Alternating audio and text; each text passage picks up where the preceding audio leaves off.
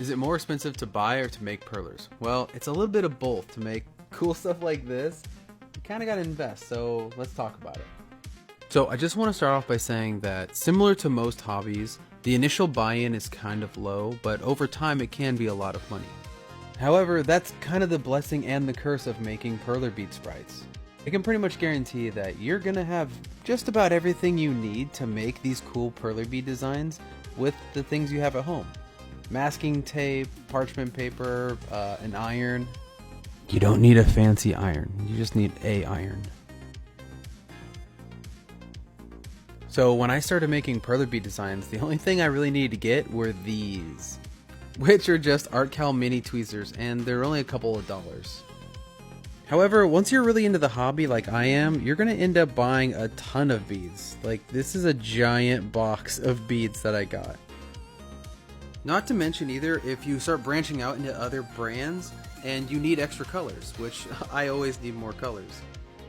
Then you can branch out into the mini beads though. Oh, wait a minute. Oh yeah, look at these bad boys.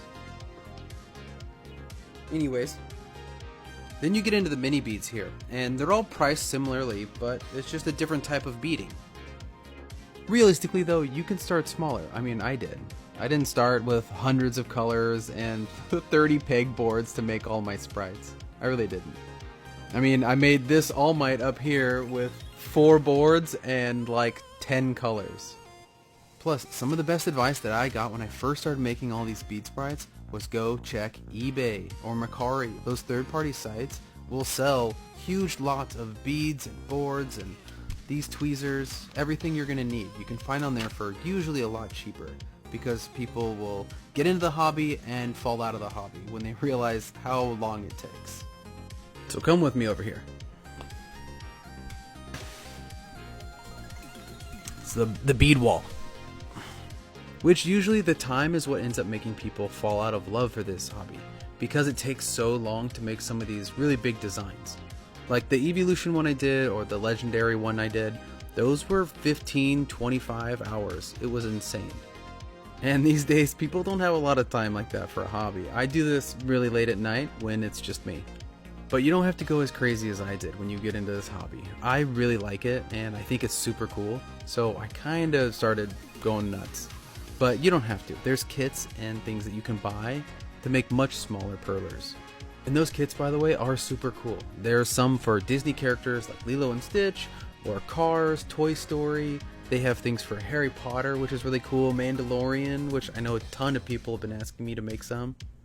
Then once you really get into it and you want to start buying the individual bead bags like all of these over here, you can just save for sales, and that way you can buy a whole ton of beads for a much lower price than what you normally would buy.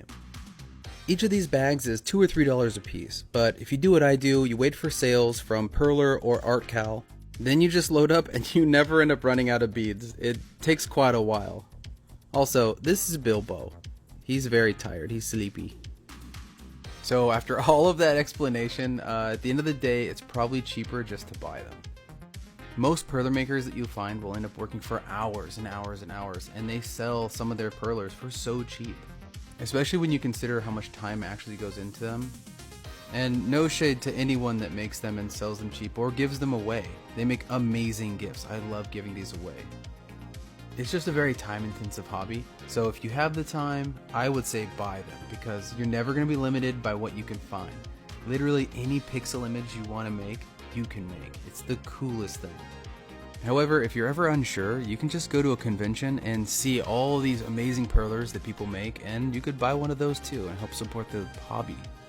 I've seen some people make amazing entire designs, like the entirety of Super Mario Brothers in one single perler that was like 20 feet long. So what it really comes down to is if you have a lot of time, because that's the main factor when deciding if you want to do this or not.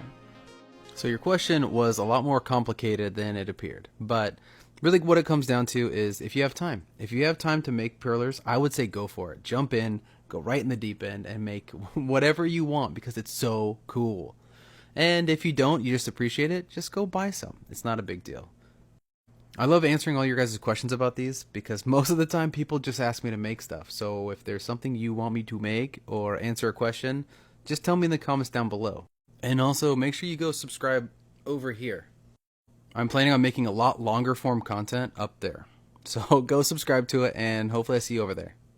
And as always, subscribe to my account for more Pokemon Perler Bead content. I take your comments and make all these cool perlers. Okay, bye.